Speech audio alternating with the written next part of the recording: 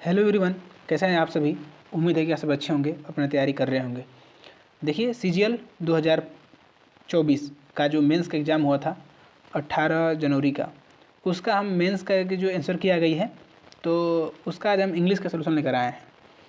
देखेंगे उसका इंग्लिश का सलूशन क्या है, उनके प्रश्न जो पूछे गए हैं किस लेवल और कि कहाँ तक पूछे गए थे। तो सारे क्वेश्चन को देखेंगे और उनको समझेंगे और उनके ऑप्शन का भी सलूशन देखेंगे। चलिए स्टार्ट करते हैं वीडियो को और देखते हैं कि एसएससी सीजीएल में जो इंग्लिश पूछी गई है क्या लेवल है। तो आपको हम बता दें कि जो एसएससी सीजीएल में जो इंग्लिश पूछी गई है वो इजी टू मॉडरेट है। हार्ड एक भी क्वेश्चन नहीं लगे हमको, जितना इसके आंसर की में दिया गया है सारे क्वेश्चन ईजी हैं, लेकिन आपके कंसेप्ट बेस हैं। और यदि आपको कंसेप्ट क्लियर है तो ही आप आंसर दे पाएंगे, क्योंकि उसका जो ऑप्शन है वो काफ़ी करीब करीब दिया हुआ है। ठीक है, तो चलिए देखते हैं पहला क्वेश्चन। इसका पहला क्वेश्चन क्या है, थोड़ा तेज़ी से देखेंगे। इसका जो पहला क्वेश्चन है कह रहा है कि part of the following sentence have been given option, select the option that contains a error. कह रहा है कि इस पार्ट में किस पार्ट में एरर है, उसको एरर फाइंड आउट करना है। देखिए कह रहा है कि it takes me an hour to get to work at the moment, but when the new road in finished it be much quicker। देखेंगे यहाँ पे इज यहाँ पे क्या है, सिंगुलर है तो ठीक है। द न्यू के बाद द रोड के लिए आया हुआ है तो वो भी सही है। एन हावर यहाँ पे देखेंगे आर्टिकल भी सही है, हावर के पहले एक एन का इस्तेमाल होता है। इट टेक्स किया है तो वो भी ठीक है, लेकिन यहाँ पे देखेंगे मच क्विकर, ये मच क्विकर गलत है, क्योंकि क्विकर एक क्या हो जाएगा आपका कंपेरेटिव डिग्री, उससे पहले आप मच का इस्तेमाल नहीं करेंगे। तो ऑप्शन नंबर किस में गलती हो जाएगा, option number C will be right answer. Much quicker यहाँ का इस्तेमाल नहीं होगा। ठीक है, गेटिंग माई पॉइंट। अब चलते हैं सेकंड नंबर। सेकंड नंबर कह रहा है कि select the most appropriate option in filling the blanks. कह रहा है कि जो फिल है, जो ब्लैंक्स जो खाली है उसको फिल करिए। और मोस्ट वर्ड क्या आएगा, कह रहा है कि no other books is a series captivated order age or age the final instalment. अब देखेंगे कि एज जो डिग्री आप पढ़े होंगे, एज और एज के बीच कौन सी डिग्री आती है, पॉजिटिव डिग्री। तो देखेंगे मोर क्या है और यहाँ पे मोस्ट क्या है, दोनों क्या हैं, ये दोनों आपको आ जाएंगी। ये भी ये कंपेरेटिव डिग्री और ये सुपरलेटिव डिग्री हो जाएगी। लेकिन जो मच है वो क्या है, पॉजिटिव डिग्री है। मैंने तो होगा ही नहीं, तो यहाँ पे क्या आ जाएगा, मच। मच मोर मोस्ट होता है, तो यहाँ पे क्या आएगा, पॉजिटिव डिग्री मच आ जाएगा। तो करेंगे no other book is the series captivated readers as much as the final installment. तो option number C will be right answer. ठीक है, अब देखते हैं थर्ड नंबर। तीसरा नंबर क्वेश्चन क्या कह रहा है, कह रहा है select the most appropriate meaning of the underline idiom. कह रहा है कि जो अंडरलाइन जो इडियम है उसका अर्थ क्या होगा, उसका जो मीनिंग क्या होगी जो अंडरलाइन किया गया है। तो जो इसका जो मीनिंग हो जाएगी, देखेंगे pull out the step, pull out of the steps. पहला देखिए wait patiently for more favourable time to everything make something successfully. कह रहा है कि इसका मतलब ये होता है कि सारे, मतलब कि देखेंगे पुल आउट द स्टॉप्स, इसका मतलब होता है कि कुछ भी कर लेना। पुल आउट द स्टॉप, कुछ भी कर लेना, सफल होना चाहिए। मतलब कि सफलता के लिए आसमान पाताल एक कर देना। Pull out all the stops का मतलब होता है कि आसमान पाताल एक कर देना किसी चीज़ को पाने के लिए। तो यहाँ पे देखें कि टू डू, बी नंबर देखिए, to do something make a something successfully. तो option number B will be right हो जाएगा। मतलब टू डू एवरीथिंग्स, कुछ भी करो, to make a something successfully, सफल होना है। तो option number B will be right हो जाएगा। ठीक, give a easily and without thinking much, ये नहीं होगा, डी नंबर भी नहीं है, ये सी नंबर भी नहीं है। Option number B will be right answer. देखते हैं 4th नंबर क्वेश्चन। करें कि जेनरस, जेनरस का मतलब होता है काफ़ी उदारवाद, काफ़ी बेनोलेंट है, काफ़ी अल्ट्रिस्टिक है। क्या पूछा है? एंटोनिम्स पूछा है, ध्यान दीजिए एंटोनिम्स। बेनोलेंट नहीं होगा। जेनरस का भी मतलब होता है उदारवादी है, बेनोलेंट का भी मतलब वही होता है, अल्ट्रिस्टिक का भी मतलब परोपकारी होता है, जबकि मैग्निमस का भी मतलब होता है आपका दूसरों का भला करने वाला। तो यहाँ हो जाएगा सेल्फिश, मतलब होता है आपका स्वतः, सेल्फिश है वो, काफ़ी घमंडी है, अपने में रहता है। तो option number A will be right answer हो जाएगा। अब देखिए 5 नंबर, जो क्वेश्चन जो 5 है, करें कि select the option the express the given sentence and the reporting speech. इसका एक आसान सा ट्रिक होता है। अगर आपको देखिए इस पर 4 चीज़ होता है, मैंने वीडियो बनाया आने वाले हैं, बना दिए हैं, अपलोड करने वाले हैं। नरेशन में सिर्फ 4 चीज़ है। एक आप देख लीजिए उसका टेंस पैटर्न, एक देख लीजिए उसका जो है प्रोनाउन चेंज वाला जो होता है, ठीक। एक उसका आप देख लीजिए आपका जो वर्ड जो बदलते हैं, जो वर्ड आपको दी, जैसे दीज का दोज, दिस का दैट। तो ये लगभग 4 जो हैं, इस पे अगर आप कमांड हो गया तो आप 80% सॉल्व कर लेंगे। जबकि पूरे मेंस पे आप देखेंगे तो बस सिर्फ इन्हीं तीनों पे सारे आपका नरेशन जो है आपके ख़त्म हो जाएगा। देखिए टेंस बस देख लीजिए, एम के बाद क्या है, एम क्या है, ये आपका प्रेजेंट टेंस है। तो प्रेजेंट टेंस किस में जाता है? पास्ट टेंस में। तो पास्ट वाला देख लीजिए, ये पास्ट है, ऑप्शन नंबर बी नहीं होगा। ये हो जाएगा आपका वुड बी डिटरमाइंड, ये भी नहीं होगा। और एम में तो क्या चाहिए हमको? वाज चाहिए। एम के बाद हमको वाज चाहिए, तो हैड नहीं चाहिए। Option number A will be right answer. Past में क्या चाहिए हमको? वाज चाहिए। एम देख लीजिए, इज एम आर दिखा क्या हमको चाहिए? वाज चाहिए। Option number A will be right answer. कितना आसानी है, ये मेंस का है सर, ठीक है। आगे देखते हैं 6 नंबर। 6 नंबर कह रहा है कि part of the sentence are given belows jumbled order, arrange the part of the correct order for meaningful sentence. कह रहा है कि इसको अरेंज करिए ताकि वो जो सेंटेंस बने एक मीनिंगफुल रहे। पहले देखिए शुरू किस किस से है, देखेंगे कि सी से शुरू है, डी से है, ए से है और बी से है। तो यानी कि देखेंगे कि चारों ऑप्शन में दिया हुआ, अगर एगो हम शुरुआत ढूंढ लिए तो हम आंसर तक पहुंच जाएंगे। देखिए 3 कंपेंटिंग थ्योरीज, तो 3 से तो शुरू होगा ही नहीं, क्योंकि ये एक नंबर वाला जो सिस्टम है इसे शुरू नहीं होता है। आगे देख लेते हैं, वाज लॉन्ग अ मिस्ट्री, ये वाज ए लॉन्ग। तो वाज ए लॉन्ग का मतलब जो अगर मानिए कि वाज शुरू हो सकता है, लेकिन उसके बाद आपको सब्जेक्टिव देना चाहिए ना, तो लॉन्ग ए दिया है तो इसे शुरू भी नहीं होगा। Beginning in the 19th century, करें कि शुरुआती दौर में तो इससे हो ही नहीं सकता, बिगिनिंग शुरुआत होगा ही नहीं। तो ऑप्शन किस शुरुआत? सी शुरू हो रहा है, तो सी ऑप्शन क्या है आपका? सिर्फ सी ऑप्शन से शुरू है मात्र डी में, ठीक है। तो D option will be right answer. D आपका हो जाएगा राइट हो जाएगा, CBAD, ठीक है। आगे देखते हैं अगला क्वेश्चन जो 7 नंबर है। देखिए 7 नंबर क्या है?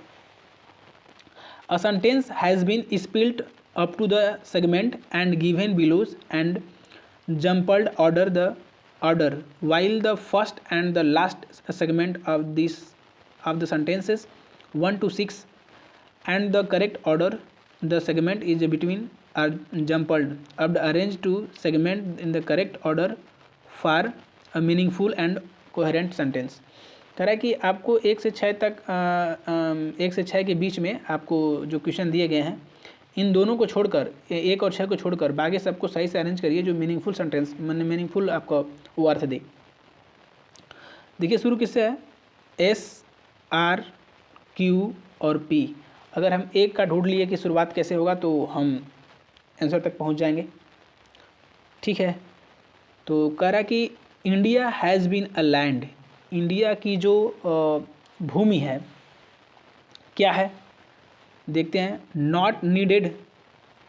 तुरंत इंडिया के भूमि के बाद नॉट का इस्तेमाल कर रहा है कि not in the sense the education has been universal. तो ए से शुरू नहीं होगा, तो एस वाला काट दीजिए पहले, इससे शुरू तो होगा ही नहीं। अगला दे रहा है, अगला इसके बाद पर है कि India has been a land, उसके बाद देखें बट कब यूज होता है जी? बट जब होता है जब आपको विरोधाभास, मतलब एक को पॉजिटिव दिखाइए और एक को निगेटिव दिखाइए। अभी इंडिया की इंग्लैंड के बारे में बात कर रहा है, फिर निगेटिव कहाँ जाएगा, ये तो होगा नहीं। तो ऑप्शन नंबर सी विल, अरे सी आर वाला भी नहीं होगा, तो आर वाला भी काट दीजिए। अब देखते हैं या तो पी से शुरू होता है या तो क्यू शुरू होगा। India has been a land of learning through the age. हाँ, इंडिया की जो एज की मतलब उसके बारे में बात कर रहा है कि शुरुआती दौर जो है पृथ्वी के ऑरिजिन जो है कब हुआ था, तो क्यों से हो सकता है। और देख लेते हैं, India has been a land and the learned man has been held the higher stream. तो ऑप्शन नंबर क्यू जो है आपका से शुरुआत हो रहा है, तो option number C will be right answer हो जाएगा। ठीक, तो option number C will be right answer. Next देखिए 8 नंबर क्वेश्चन। 8 नंबर क्या कहता है, part of the sentence are given belows is the पैराजम्पल order, select the option that given their correct logical sentence from the meaningful sentence. कह रहा है कि इस order को समझिए और इसको मीनिंगफुल वही है, पैराजम्पल ही है। तो देखते हैं इसका कैसे क्या हो सकता है। पहले ऑप्शन देखते हैं, बी से है, ए से है, बी से है और डी से है। बी से शुरू है आपका 2 बार, जो अधिक बार दिया है हाईली चांस होता है कि वो शुरू हो सकता है। ठीक, देखिए इट क्या है, एक प्रोनाउन है, तो प्रोनाउन शुरू नहीं हो सकता। Option number A will be काट दीजिए, तो ऑप्शन ए कट गया, प्रोनाउन शुरू नहीं होगा। एंड फॉरेबल, तो डी से भी शुरू नहीं होगा। एंड फॉरेबल कैसे शुरू हो सकता है, ठीक है, तो बी से भी शुरू नहीं होगा, तो बी से शुरू नहीं होगा। सी से शुरू है ही नहीं है क्योंकि किसी ऑप्शन में दिया ही नहीं है, तो इसे काट दीजिए। शुरू कैसे है, अब क्लियर हो गया कि बी से शुरू है। तो in order for life to be liable, उसके बाद ए है, बी के बाद ए है और बी के बाद डी है। देखते हैं बी के बाद क्या आएगा। In order the life to be liable, it क्या है, liable it require constant substances, ठीक है, एंड फेवरेबल सर्कमटेंसेस। देखेंगे ए के बाद तुरंत क्या आना चाहिए, डी आना चाहिए। To require constant substances and favourable circumstances, यानी कि ए के बाद तुरंत डी आना चाहिए। अरे डी, हाँ, ए के बाद तुरंत डी आना चाहिए, यहाँ डी के बाद ए दिया हुआ है। Option number C will be right answer. आगे देखते हैं, फिलिंग द ब्लैंक्स है। Select the most appropriate option will the filling the blanks. Rashid was not able to the pain after the accident. करें कि जो रशीद है वो सहन नहीं कर पाया एक्सीडेंट के बाद, जो दर्द है क्या नहीं सहन नहीं कर पाया ना जी। तो हाई बायर मतलब तो होता है क्रेता, खरीदने वाला। बियर मतलब दारू की बोतल होती है, ठीक है। और इस बेयर का मतलब होता है आपका मात्रा या नंगा व्यक्ति।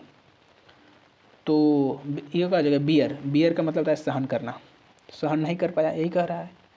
बियर का मतलब है सहन, ये कराया हुआ है अपने वीडियो में। Rashid was not able to bear the pain after the accident, कह रहा है कि रवि जो है सह नहीं पाया जो दुर्घटना के बाद का दर्द। ठीक, आगे देख लेते हैं 10 नंबर क्वेश्चन। 10 नंबर क्वेश्चन कह रहा है कि select the most appropriate homophones for the option filling the blanks. Homophones मैंने भी अभी वीडियो बना, कल आ जाएगी, कल के डेट में मैंने इसको वीडियो बना दिया हुआ है। ठीक, we should away all prejudice to live harmony. कह रहा है कि यहाँ पे कह रहा है कि वी शुड चाहिए कि अवे ऑल प्रेजुडाइज का मतलब होता है आपका पूर्वाग्रह। कह रहा है कि चाहिए कि जो हम अपने पूर्व आग्रह से लिव इन हार्मनी, हम दूर रहें। ठीक, तो यहाँ पे क्या आ जाएगा देखेंगे। कास्ट का मतलब तो जाति होती है। इस कॉस्ट का मतलब तो होता है आपका विक्रय मूल्य। ई कॉस्ट का मतलब होता है किनारा, CAST। इस कास्ट का जो मतलब होता है आपका CAST। ठीक, कास्ट का जो मतलब होता है आपका कि ढालना ना, कास्ट का मतलब होता है ढालना। CAST कास्ट का मतलब ढालना होता है। तो वही कह रहा है कि we should cast away all prejudice, करे कि हमें अपने आप को उसमें ढाल लेना चाहिए, ठीक है, कि जो पूर्वाग्रह जो है शांति वाला प्रिय, शांति वाला को लेकर, ठीक, जो यहाँ पे कास्ट हो जाएगा। कास्ट का मतलब ढालना हो जाता है। तो ये आप दोनों के सब मीनिंग देख लेते हैं। Option number C will be right answer. अब देखते हैं 11 नंबर। 11 नंबर है, कह रहा है कि एंटोनिम्स ज्ञात कीजिए। सेलेक्ट दें कारण। एकमुलेट का मतलब तो इकट्ठा करना, ये सब इजी वर्ड है, आपको आना चाहिए। एकमुलेटेड का मतलब तो इकट्ठा करना, और इकट्ठा करना है, तो इसका एंटोनिम्स पूछा हुआ है, तो ये हो जाएगा option number C scattered. Scattered का मतलब होता है बिखराव, ठीक, स्कैटर्ड का मतलब होता है बिखराव। सेपरेट का मतलब होता है अलग। बॉन्चड का मतलब भी होता है गुत्था जो सब मिले हुए हैं। जनरेड का मतलब भी होता है आपका इकट्ठा से ही मतलब है। बाकी स्कैटरेड का मतलब होता है आपका बिखराव, काफ़ी बिखराव है। तो ऑप्शन नंबर आपका सी विल बी राइट आंसर। अब देखते हैं 12 नंबर। 12 नंबर क्या है? Select the option the expression that given sentence in the direct indirect indirect. ये देखिए सबसे इजी है। डायरेक्ट इनडायरेक्ट अभी बताया आपको ना, 4 जो रूल है वो आपको पता है, तो आप इसका आंसर आसानी से दे पाएंगे। देखिए हैड बिन दिया है, तो हैड बिन कब आया होगा? उसमें या तो वाज होगा या तो वर्ब का V2 फॉर्म होगा। हैड कब आता है? हैड बिन दिया हुआ है तो वाज प्लस बीइंग होगा, ING फॉर्म होगा, या फिर हैज़ होगा, ठीक। आगे देखते हैं। द टीचर इन्फॉर्म्ड, ये पहले V2 है। यहाँ देखिए क्या दिया है? इन्फॉर्म्स दिया है, होगा ही नहीं। टीचर इन्फॉर्म्स, ये भी नहीं होगा। यहाँ दिया है इन्फॉर्मेड और यहाँ दिया इन्फॉर्मेड, ठीक। अब ये करा कि द वाज वीइंग का इस्तेमाल होता ही नहीं है, ये होता है पैसिव वॉइस में। तो option number D will be right answer. देख रहे हैं कितना आसानी से पहुँच गए। Has been postponed. यदि आपको ना वो रूल बस पता है तो आप आसानी से पहुंच जाएंगे। नरेशन आपका एक भी नहीं गलत होगा। आगे है द मैंगो इज स्वीट। ये तो सबसे इजी है सर, सबसे इजी प्रश्न है ये, एयरफोर्स में भी आया हुआ है कई बार। The mango is a sweet fruit. The mango is a sweet fruit. Sweet fruit है, नहीं स्वीटर नहीं, स्वीटेस्ट नहीं, स्वीटली नहीं, स्वीट फ्रूट्स, ठीक है। Option number C will be right answer. देखिए 15 नंबर क्वेश्चन। 15 नंबर का रहा है कि देखिए फिर आगे डायरेक्ट इनडायरेक्ट का। पहले देखिए यहाँ पे ये देखिए सेंटेंस पहले देख लीजिए क्या क्या आ सकता है। पहले यहाँ पे देखिए दोज, तो दोज आने से पहले क्या रहा होगा? दीज रहा होगा उसमें, तो दीज वाला देखिए, तो यहाँ पे देर दिया हुआ है, काट दीजिए। ऑप्शन नंबर डी तो सही कट गया। यहाँ पे दीज है, यहाँ पे दीज है, यहाँ पे तीनों में दीज है। करेंगे इंड टू, यहाँ पे इंड टू है, यहाँ पे टू कहाँ गायब हो गया? यहाँ पर भी टू आगे कर दिया है, ये भी गलत, ये भी गलत। Option number A will be right answer. और कुछ नहीं करना है, आप देखिए सिर्फ और उसको आंसर दीजिए सीधे, ठीक है। आगे समझ में? अब देखते हैं, अब चलते हैं 15 नंबर क्वेश्चन पे। 15 नंबर क्या कहता है?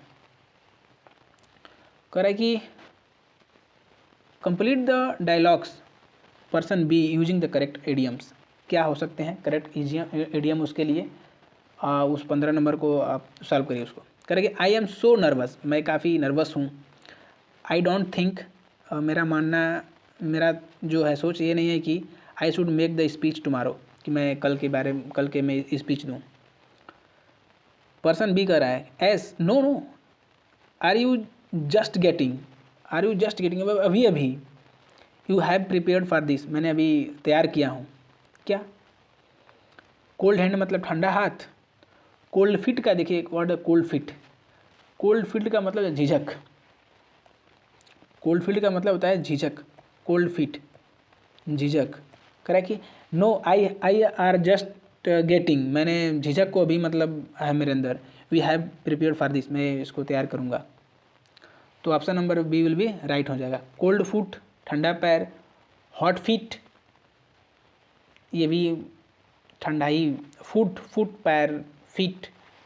तो ऑप्शन नंबर क्या है? B will be right answer, ठीक। कोल्ड फीट का मतलब होता है झिझक होता है, ये आपको पता होना चाहिए। थोड़ा ठीक प्रश्न था ये। अब देख लेते हैं अगला 16 नंबर क्वेश्चन। 16 नंबर कह रहा है कि sentence the paragraph given the below jumbled and arrange the sentence in the correct order the form the meaningful and coherent paragraph. देखिए सी से शुरू है, बी से, ए से और सी से, डी से, ए से और बी से, यानी कि अगर हम फर्स्ट पहुंच गए पहला तक तो हम आंसर तक पहुंच जाएंगे। देखिए दीज, आपको पता है कि प्रोनाउन से कोई भी सेंटेंस की शुरुआत नहीं होती है, तो ऑप्शन नंबर सी तो काट दीजिए, तो ऑप्शन सी कैंसिल। आगे देख लीजिए, वेयर अर्ली फैक्ट्री। आगे देख लेते हैं, large NCC as a cost of raw, A से भी शुरू देखें, as cost of a raw material can not be reduce, exporter try to labour cost, labour cost के बारे में बात कर रहा है यहाँ पे। डी नंबर, डी देखिए, डी है टू गेट दीज, यहाँ पे ये भी नहीं होगा क्योंकि दीज तुरंत लगा दिया। गेट दीज किसके लिए, किसकी बात कर रहा है, किस ऑर्डर की बात कर रहा है। दीज क्या है, प्रोनाउन है, प्रोनाउन शुरू नहीं होगा भाई, ठीक। तो ऑप्शन नंबर डी भी काट दीजिए, डी भी कैंसिल। अब या तो ए शुरू है या तो बी शुरू है, देख लीजिए पहले से हमने काट दिए हैं सी को और डी को, या तो ए शुरू है तो बी से शुरू है। ए क्या है, as cost of raw material, और बी क्या है, large MNC in the government industries. देखिए पहले मटेरियल का बात करेगा, पहले तो उसकी बात करेगा इंडस्ट्री की ना, तो ऑप्शन बी से शुरू हो रहा है और option D will be right answer. थोड़ी सी दिमाग लगानी है, आप आंसर तक पहुंच जाएंगे, ठीक है। लेवल ठीक ठाक दिया है, ऐसा नहीं है कि आसान है, आपको पढ़ना पड़ेगा तब जाके बन पाएंगे सारे सवाल। अब देखिए फिर पैराजम्पल आ गया, पैराजम्पल में सी है, ए है, ई है और डी है। इसमें भी करेंगे, अगर आप पहली तक गए, अगर आप पहले पहुंच गए, पहला ऑप्शन ढूंढ लिए कि शुरुआत किससे है, तो आप आंसर तक पहुंच जाएंगे। देखिए करा कि द रिलेशनशिप का मतलब द किसके लिए लगता है, जो निश्चित होता है, तो करा कि जो रिश्ता होगा वो तो पहले उसकी बात कही गई होगी ना, तो ऑप्शन बी से शुरू नहीं हो रहा है और बी से शुरू भी नहीं है, चलिए अच्छी कोई बात नहीं। The purpose of the relationship, फिर ऑफ द आ गया, फिर ऑफ द रिलेशनशिप का मतलब क्या है, इसके कहीं बारे में बात कही गई होगी तब जाके वो डिफिनिट आर्टिकल होता है। द क्या है, डिफिनिट आर्टिकल है, तो निश्चित बात कही होगी, तो ऑप्शन नंबर सी से भी शुरू नहीं है, तो ऑप्शन नंबर ए किसे कट गया। करें कि आगे देखते हैं, फिजियोथेरेपीज, करें कि फिजियोथेरेपीज कह रहा है, उसका डायरेक्ट बात कर रहा है उसका प्लूरल का, लेकिन यहाँ पे दिया है फिजियोथेरेपी, तो ये तो बाद में आएगा ना, तो डी से भी शुरू नहीं होगा, डी से भी काट दीजिए, तो डी भी नहीं होगा। अब या तो ए से या तो ई से, कह रहा है कि इंडेक्वेट मटेरियल की तो बात कर रहा है, इंडेक्वेट की बात कर रहा है, इंडेक्वेट material occupational and social adjustment also requires that major changes be made the individual personal environment।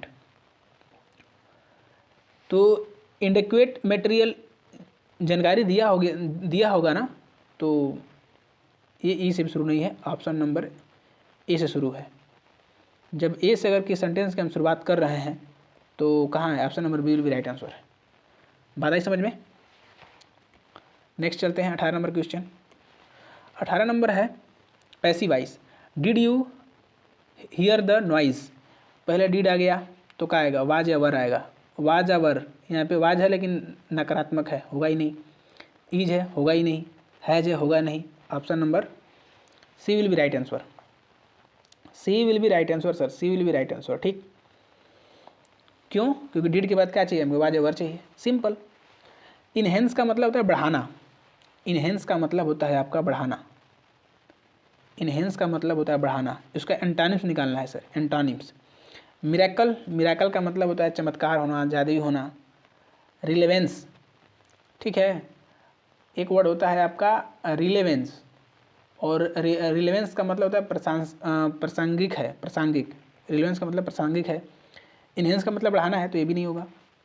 Miracle जादू, ये भी नहीं होगा। इम्पेयर का मतलब था समृद्धि, तो इम्पेयर समृद्धि नहीं होती है, सॉरी, इम्पेयर का मतलब होता है खराब होता है, खराब होना, इम्पेयर करना, ये खराब। और इनरिच का मतलब होता है आपका समृद्धि। इम्पेयर का मतलब है खराब होना, तो यही आपका हो जाएगा, आंसर हो जाएगा करेक्ट। इन्हेंस का मतलब बढ़ाना, आगे बढ़ाना, इन्हेंस करना, सुधार करना, लेकिन इम्पेयर का मतलब क्या होना, खराब हो जाना। तो option number B will be right answer. Enrich का मतलब होता है काफ़ी समृद्ध। देखते हैं 20 नंबर क्वेश्चन। 20 नंबर है, select the most appropriate option will be filling the blanks. Luck does not always favour as so we must always depended. देखिए डिपेंडेंट अपान होता है यार, ये तो ये रटाया क्वेश्चन है, ठीक है। Dependent upon, option number B will be right answer. Dependent upon our own effort for success. तो डिपेंड के बाद क्या आ जाएगा, अपॉन आ जाएगा। Option number B will be right answer. 21 number देखते हैं। 21वां क्वेश्चन क्या है, select the correct spelling in the incorrectly spelled word in the given sentences. कह रहा है कि जो इसमें वर्ड जो गलत दिया गया है उसको आप सही फाइंड आउट करिए, करेक्ट स्पेलिंग करिए। क्या दिया है, nipped, all criminals attitude must be nipped at the bird. Nipped एक वर्ड होता है आपका, निपेड। निपेड का मतलब क्या होता है ये बताइए पहले। निपेड का मतलब होता है नोच लेना, नोच लेना। निपेड का मतलब होता है नोच लेना। तो कह रहा है कि जो क्रिमिनल है उसका attitudes must be nipped the bird, मतलब कह रहा है कि जो फूलों की कली को क्या कर दिया, वो क्रिमिनल ने उसको नोच लिया, क्रिमिनल ने फूलों की कली को नोच लिया। तो उसका जो मीनिंग होता है NEEPD नहीं होता है, निपेड आपको पता होना चाहिए। Option number B will be right answer. NIPPED होता है, NIPPED। निपेड का मतलब होता है आपका, निपेड का मतलब होता है आपका नोच लिया या फिर छीन लेना किसी को, ठीक। आगे देखते हैं 22 number question. 22 number, select the most appropriate pronoun the filling the blanks. करेंगे प्रोनाउन फिलिंग करिए, भरिए। देखिए प्रोनाउंस आता है, सब्जेक्ट के अनुसार आता है। प्रोनाउन जो यहाँ पे यूज होगा सब्जेक्ट के अनुसार। सब्जेक्ट क्या है, अमित कुमार। जब सब्जेक्ट अमित कुमार है तो इसके लिए देखिए वर्ब विकल है सिंगुलर, तो हमें प्रोनाउंस विकल सिंगुलर लानी पड़ेगी। दे तो आएगा नहीं, इट नहीं आएगा। दे क्यों नहीं, ये प्लूरल है और ये सब्जेक्टिव केस है। और ये इट जो है ये भी सब्जेक्टिव केस है और ये निर्जों के लिए लगता है। ही जो होता है, हर जो होता है लड़कियों के लिए रहता है। अमित को बॉय है तो क्या आएगा, ही जाएगा। तो option number C will be right answer. Option number C will be right, ठीक। ये इजी था। 23 नंबर देखते हैं। 23 है कि select the option that can be used as a one word substitution for the given group of the words. करेंगे a sudden and the violent change the upheaval. करें कि जो चेंज होता रहता है, वायलेंट चेंज होता रहता है, ठीक है। ट्रेबुलेंस का मतलब क्या होता है, आपकी शांति। ट्रेबुलेंस का मतलब अशांति। मतलब करें कि जो सडन अचानक जो है वायलेंट बढ़ जाता है और जो फेवरेबल जो माहौल जो चेंज हो जाता है। सीनरिटी का मतलब होती है आपकी शांति। ट्रंक्विलिटी का मतलब होती है शांति। इक्वानिमिटी, ठीक है। इक्वानिमिटी का मतलब होती है काफ़ी एकजुटता से आगे बढ़ना, मतलब शांति से ही मतलब है, ठीक। ट्रेबुलेंस का मतलब है तबाही या फिर शोर हल्ला गुल्ला, शोरगुल या तबाही से मतलब है या अशांति से मतलब है।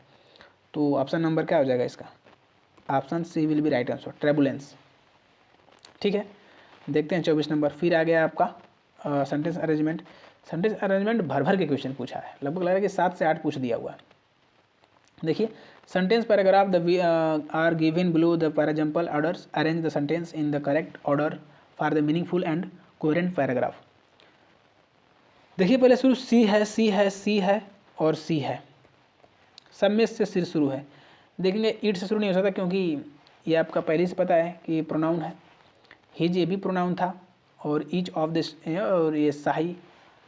हेंगुडी was the founder of the Qin dynasty, was the first ruler and unified China in 2021। देखिए अब तो आसान कर दिया ना कि सी शुरू है, जब सी के बाद क्या आएगा ये देखना है। तो इसके बारे एक बार पढ़ते हैं।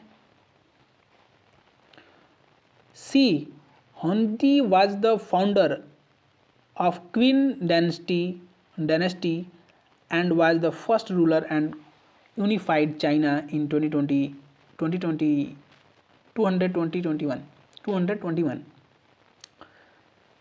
ये तो हो गया। उसके बाद ए के बाद सी के बाद ए है, सी के बाद बी है, सी के बाद ए है, सी के बाद डी है। सी के बाद ए 2 बार है और सी के बाद बी है, सी के बाद डी है। देखिए सी के बाद देखते हैं आपका D 21। His mausoleum was recently discovered in 1974 by China president who were drilling a wall। It is the आगे देखते हैं ए नंबर का रहा है कि it is consist and the terracotta army and approximately 8,000 life sized men and horses. देखेंगे जब भी ए आएगा ना, देखेंगे जब भी ए आएगा वो डी के बाद ही आएगा।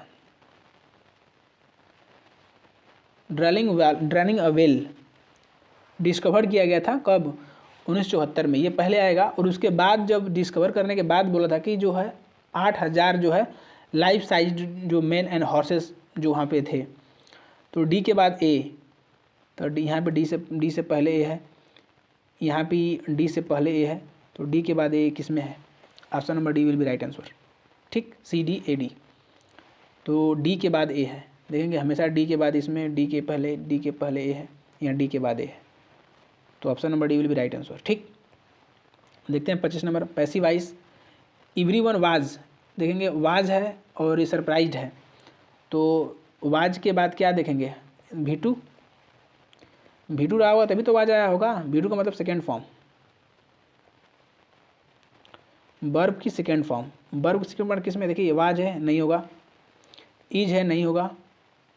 ही इज सरप्राइज्ड है, सरप्राइज नहीं होगा क्योंकि ये फर्स्ट फॉर्म है। ये option number A will be right answer. ये V2 जाके वाज में बदलता है। ठीक है, हम बहुत सारी वीडियो में बताएं V2 जाके कहाँ बदलता है, वाज या वर्ब में बदलता है। तो ऑप्शन किस में हो जाएगा? Option A will be right answer.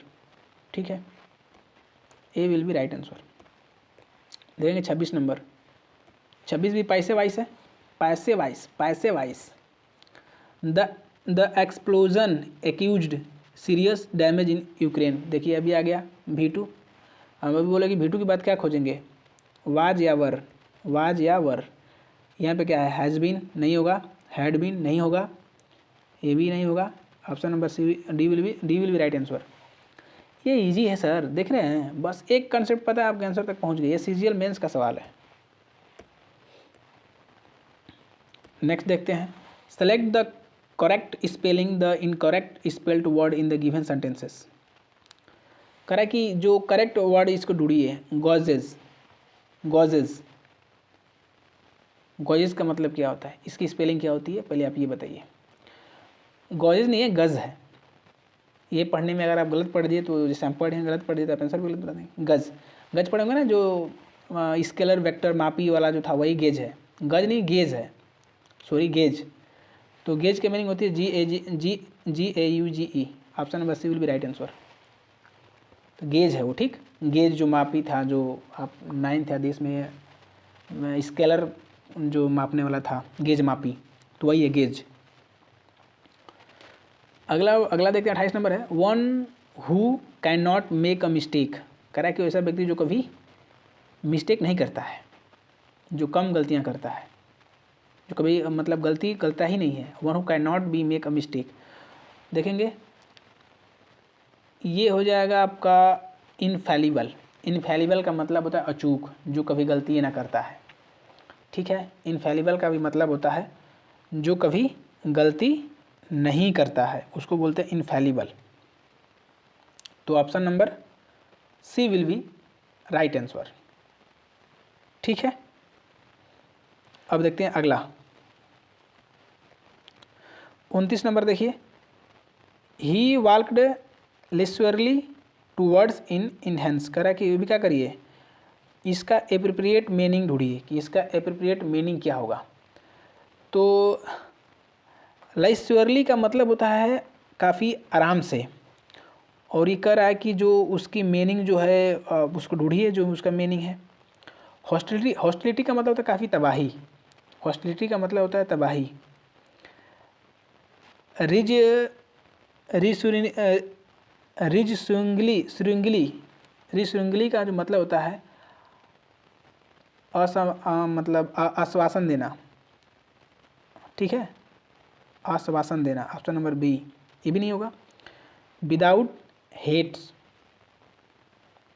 Without heads, without heads का मतलब होता है आराम से। विदाउट हेड्स का मतलब होता है आराम से, तो option number D will be right answer. देखिए अब देखेंगे पैसेज है और ये चीज़ें, तो ये वीडियो बहुत लंबा हो जाएगा, तो ये आपको अगली वीडियो में लाएंगे। हमने देख लिए बस जो भी ग्रामर वाला बेस था, ग्रामर पे, वर्ड पे।